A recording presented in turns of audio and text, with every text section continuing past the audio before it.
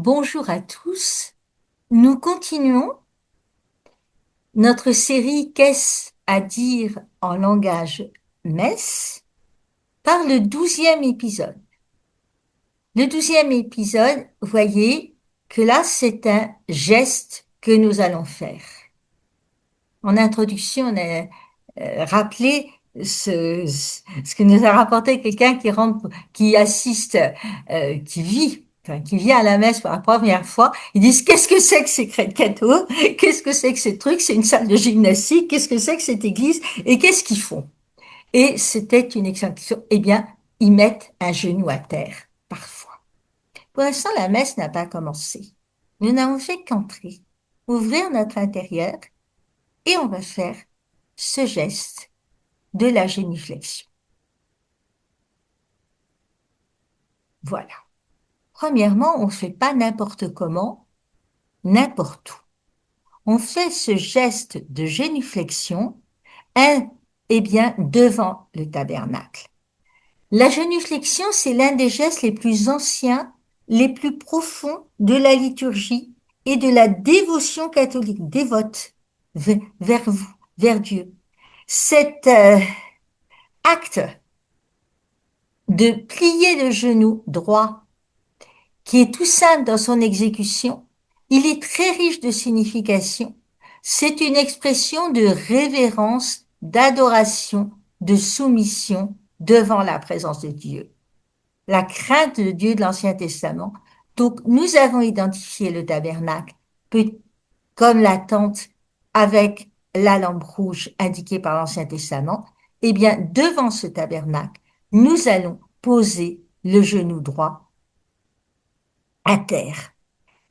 Ce geste, donc, il a des racines anciennes et dans les cultures antiques, dans les civilisations romaines et grecques, s'agenouiller ou se prosterner, s'agenouiller de genoux, se prosterner, la tête par terre aussi, signe de respect devant les figures d'autorité, comme des empereurs, des rois, des hauts dignitaires.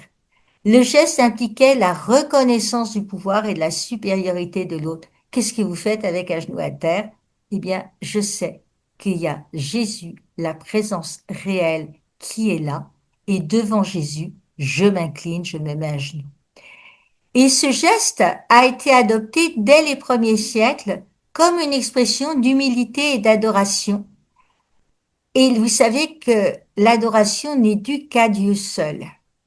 La génuflexion devant Saint-Sacrement, geste distinctif que les catholiques ont maintenu pendant des siècles en reconnaissance de cette présence réelle. Et depuis le concile de Nicée, dont on a fêté un centenaire l'année dernière, en 325 après Jésus-Christ, bien sûr, c'est un concile, l'Église a affirmé l'importance de l'adoration vers le Seigneur et au fil du temps, la génuflexion est devenue une pratique courante dans la liturgie et on n'est pas les seuls à faire la génuflexion. Comme Amen, s'il n'y a pas qu'un Amen, on arrive, on prend le temps de décomposer chaque acte et le prêtre lui aussi va la faire. Et au cœur de la génuflexion, donc cet acte d'adoration, pas courtoisie, politesse, respect humain, mais déclaration corporelle de la centralité de Dieu dans nos vies. Plier le genou devant Dieu est un acte physique qui dit l'abandon total de notre volonté et de notre être à la majesté divine. Nous sommes dans une église, dans un lieu de culte.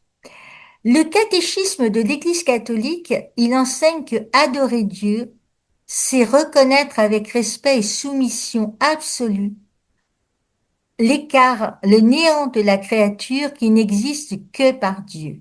Catéchisme de l'Église catholique, paragraphe 2096.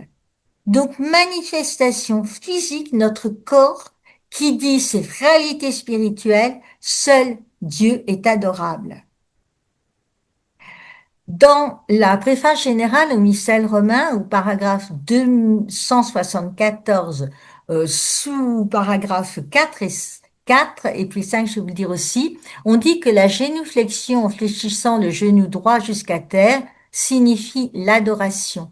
Elle est donc réservée au Saint-Sacrement, c'est pour ça que je vous ai donné le rôle. Elle est réservée aussi à la Sainte Croix depuis l'adoration solennelle faite au cours de l'action liturgique du Vendredi Saint jusqu'au début de la veillée pascale. Et tous ceux qui passent donc devant le Saint-Sacrement font la génuflexion, sauf s'ils s'avancent en procession. Alors, ce qui serait merveilleux, c'est qu'on ait le maintien de pouvoir le faire droit et que notre corps permette de faire la génuflexion. La voilà, cette génuflexion. On arrive? La voilà.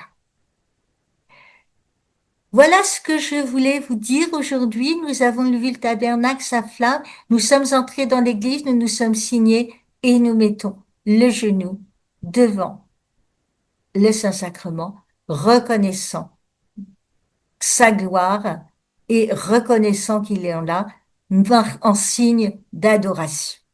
Merci pour votre attention et rendez-vous pour la vidéo suivante, prochaine, dans le déroulé un petit peu de notre être à la messe.